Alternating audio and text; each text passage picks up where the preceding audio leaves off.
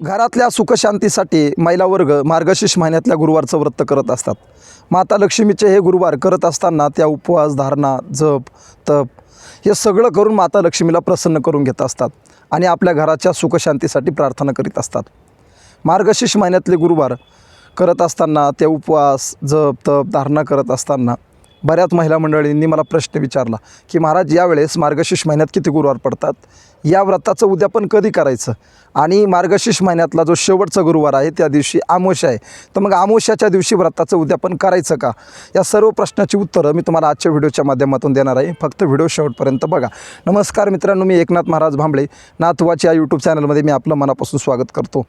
महिला मंडळींसाठी हा व्हिडिओ मी स्पेशल बनवला आहे। कृपया माता भगिनींना माझी विनंती आहे, हा व्हिडिओ तुम्ही शेवटपर्यंत बघा आणि आपल्या इतर माता माऊलींना हा व्हिडिओ शेअर करा। घरातल्या सुखशांतीसाठी तुम्ही माता लक्ष्मीचं व्रत करीत आहात। आतापर्यंत तुम्ही 3 गुरुवार माता लक्ष्मीचं व्रत केलं आहे। उद्या 4 जानेवारी मार्गशीर्ष महिन्यातला 4था गुरुवार आहे। तर बऱ्याच लोकांना काय वाटतं की 4 गुरुवार झाले की माता लक्ष्मीच्या व्रताचं उद्यापन करायचं, तर यावेळेस आपल्याला तसं काहीही करायचं नाही, कारण मार्गशीर्ष महिन्यात जेवढे काही गुरुवार असतात तेवढं गुरुवारचं व्रताचं आपल्याला उद्यापन करायचं असतं।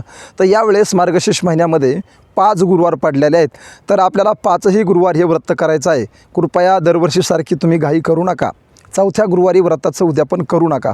तर आपल्याला व्रताचं उद्यापन 11 जानेवारीला करायचं आहे, म्हणजे 11 जानेवारीला जी अमावस्या येत आहे, अमावस्याच्या दिवशी जो गुरुवार येत आहे त्या दिवशी आपल्याला व्रताचं उद्यापन करायचं आहे। आता तुम्ही म्हणता महाराज, अमावस्याच्या दिवशी व्रताचं उद्यापन करणं योग्य आहे का, तर तुम्हाला माझी विनंती आहे, अमावस्याचा आणि माता लक्ष्मीच्या व्रताचा काहीही संबंध नाही।